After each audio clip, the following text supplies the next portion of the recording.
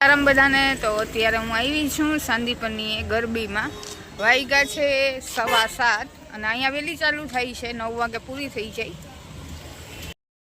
તો જોવો પબ્લિક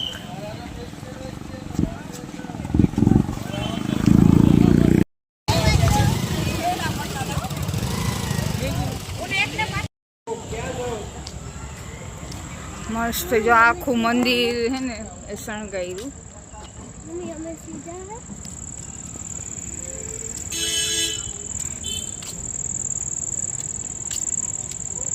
આખો દિવસ ચાલુ હોય અહીંયા પ્રોગ્રામ આ બધું બહારથી ઘણું માણસ આવ્યું અહીંયા આખો દિવસ વાંચે અહીંયા વાંચે અને જો અહીં જમણવાર હોય ઘણા બધા આવે અમારા એરિયાના ઘણા બધા લોકો આવે અને બહારથી પણ જો ઘણા બધા લોકો અહીંયા આવે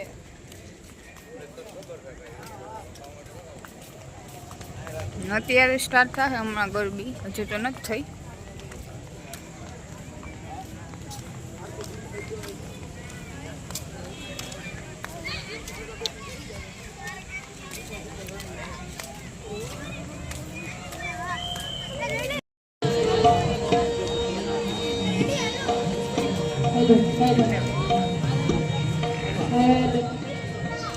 પબ્લિક અત્યારે પણ આ મંદિરની અંદરની રોનક અહીંયા ગરબી રમવા હશે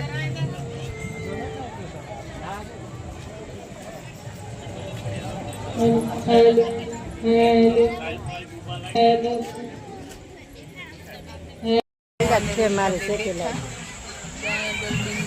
भूको करना के दी पेड़ा છે ને ખોલેલા છે દી કચરા કાઢેલા તૈયારી કરે જ્યાં ઘણું બધું પબ્લિક અત્યારે જ્યાં અહીંયા આરતી થાય પછી જ ગરબી અહીંયા ચાલુ થાય ભલે ચોટી જાય હું કરાઈ આવી સાર નહીં જાવ પેલા મંદિરની આરતી થાય પછી માં નવ દુર્ગાનું ત્યાં આરતી થાય અને પછી ગરબી ચાલુ થાય અને જે છોકરાઓ જો અહીંયા તૈયારી ચાલુ કરી રહ્યા છે ગરબીની આવી પણ ગયા ગાયકની પર વહેલી ચાલુ થાય અને વહેલી પૂરી થઈ જાય આ ગરબી જો પબ્લિક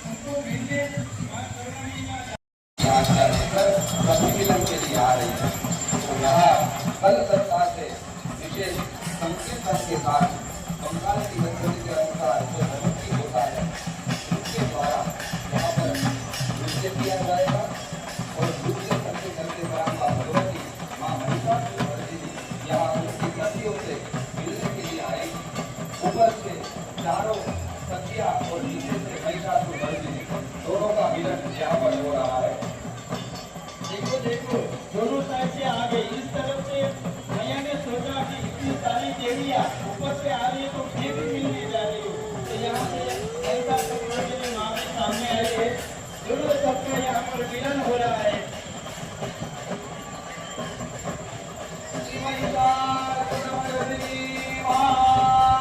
यहाँ पर सभी सखियाँ मिल रही है और सभी सखियाँ आपस में वार्तालाप भी कर रही है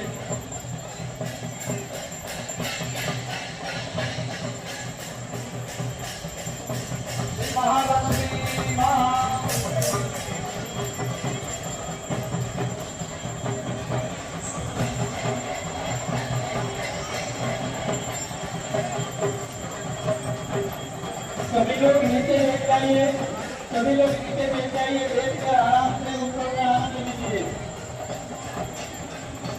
આરતી અહીંયા મિલક થાય सभी लोग नीचे बैठकर देखिए सभी लोग नीचे बैठ जाइए सभी अपना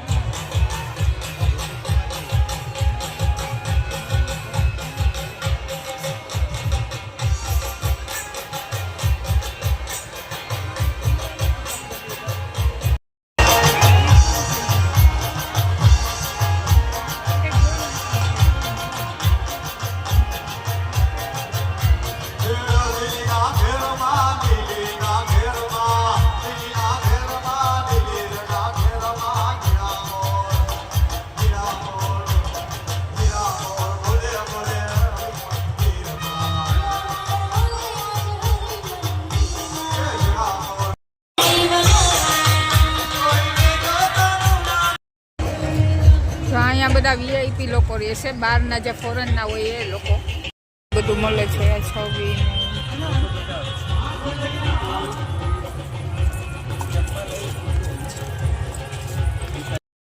અત્યારે જે આખો દિવસ છે દશેરા સુધીનો અહીંયા પ્રોગ્રામ હોય.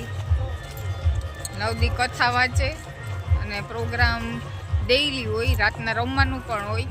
અહીંયા એ જે આ લોકો બહારથી ઘણા બધા આવ્યા છે, જુનાગઢ, રાજકોટ, અમદાવાદ, એ લોકો સ્પેશિયલ કથા માટે આવ્યા છે. તો એનો ઇંતજામ અહીંયા પણ છે અને બહાર પણ છે.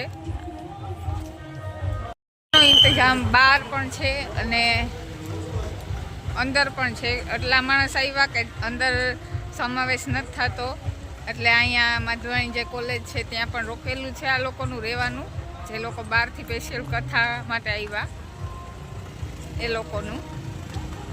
હું ઘરે ગઈ અને અગાસી ઉપર બેઠી આવી અને જમવાનું બનાવ્યું. ને આજે પવન અને વરસાદ જેવું છે, થોડા થોડા છાંટા તો આવે જ છે અને પવન પણ સારો એવો છે, વાવાઝોડું જેવું. એટલે તો અમે આજે રમઝટમાં પણ ન ગયા અને સાંદીપની અહીંયા જઈ આવ્યા. ત્યાં વેરી ગરબી ચાલુ થઈ, 7 થી 9 નો ટાઈમ હોય અને હોસ્ટેલ વાળા માટે હોય સુઈ જવાનું વહેલું, એટલે વહેલી બંધ કરી દે. રમવા બધાને છૂટ. અમારા ઘણા બધા અહીંના એરિયાના લોકો ત્યાં જાય છે ને અમારે તો અહીંથી થોડુંક જ થાય, 5 મિનિટની દૂરીમાં. એટલે હું આજ કહી હતી આ બધું આપણી સંસ્કૃતિ ને ધ્યાનમાં રાખી અને કરવામાં આવે છે. ગીતું પણ એવા જ ગાવામાં આવે છે જે પેલાના છે ઈ જ કઈ અહીંયા. અને બધું ઘણું બધું ધ્યાનમાં રાખી અને અહીંયા આપણી પરંપરાગત જે છે એ રીતના અહીંયા સાંદીપની ગરબી થાય અને એવા ગીતું ગાવામાં આવે છે. અને મેં કીધું એ પ્રમાણમાં કે આખો દિવસ પ્રોગ્રામ હોય, ત્યાં 6 વાગ્યા સુધી તો વાંચતા હોય રમેશભાઈ. અને ખાવા પીવાનું અને રહેવાનું જે બહારના લોકોનો આવ્યા હોય એનો પણ બંદોબસ્ત ત્યાં પણ છે અને બહાર પણ આ ફેરે કરેલો છે. માણસો વધેલા છે એટલે ઘણા બધા બહારથી આવે અને અમારા અહીંયા એરિયાના લોકો પણ ઘણા બધા પોરબંદરના પણ સવારથી વયા જાય અને સાંજે ઘરે વયા જાય 6 વાગે. ઘણા લોકો ગરબી કરીને ઈ જાય તો 9 વાગ્યા સુધીની હોય, એટલે વાહન પણ મળી જાય, વાંધો નથી આવતો. રિક્ષા ઈ બરાબર હોય જ, એટલે અહીંના લોકોને કઈ પ્રોબ્લેમ થતો નથી. બહારના લોકોનો બંદોબસ્ત રહેવાનો ત્યાં અંદર છે. હમણાં નવું કંઈક બન્યું એ ત્યાંના જે બેન હતા, મેં એને રાજકોટથી આવ્યા હતા, એને બધું પૂછ્યું હતું કે ત્યાં આ ફેરે રહેવાનું ઘણું નવું પણ એને બનાવ્યું. ત્યાં પણ છે એક હોલમાં 150 જણા રહીએ, તો એવા 6 હોલ છે. ન્યાય પણ છે ને આ ફેરે માધવાણી પણ એ લોકોએ કર્યું. આ બધું કરવું એ બધું હેલું નથી, કારણ કે એટલા માણસોને સાચવવા, એટલા માણસોને ખવડાવવું પીવડાવવું 10 દિવસ સુધી એ બહુ બધાનું પાછળની આ બધી મહેનત હોય છે. અને ત્યાંના લોકો જે છે છોકરાઓ હોસ્ટેલના એ બધે બહુ કડીથી કડી સવારના એવા ને એવા ધોળે, તો પણ સાંજે રમે, બધા જોશમાં જોઈએ એમ. એ ત્યાંના લોકો મને ઘણા એ કીધું કે બહુ તોય પણ એ કે 10 વાગ્યા સુધી જોશમાં જ કે રમે છે. હજી એક ગીત ગાવો, હજી એક ગીત ગાવો, રમવું છે એમ એ કે કરે છે. અને એ લોકો પણ જો આ 9 દી જોઈ એને પણ પછી કઈ જયારે આ બધા લોકો નહીં હોય ત્યારે એટલી રોનક પણ ન હોય, કારણ કે એ લોકોને ટાઈમ ટુ ટાઈમ જ હોય બધું. ખાવાનું ટાઈમે, સુઈ જવાનું ટાઈમે, વાંચવાનું પણ પરીક્ષા આવે એટલે એ લોકોને વાંચવાનું હોય ને એના હિસાબે એ લોકો વહેલી ગરબી બંધ કરી એને ધ્યાનમાં રાખીને. પણ છોકરાઓને તોય પણ જોશ જોવા મળે છે. ને સવારના એ લોકો બહુ વહેલા ઉઠી અને સાંદીપનીના જે બધા કામકાજ છે એ પણ એ લોકો બરાબર કરે છે. બધા છોકરાઓ ત્યાંના જે મોટા ભણવા આવ્યો હોય ને એનું ત્યાં સંસ્કૃતનું એ, બાકી જે ભણવાનું છે એના પણ હોસ્ટેલના છોકરા છે, પણ એ નાના નાના છે, એને કઈ ન હોય. એને તો બસ આવી રીતના વાંચવાનું, રહેવાનું, ખાવા પીવાનું અને સવારના સ્કૂલે વયું જવાનું એ રીતના છે. એટલે આ લોકો આ 9 દી બહુ મસ્ત કડકડી મહેનત કરે ને મસ્ત જોશમાં ગરબા રમે છે બધે.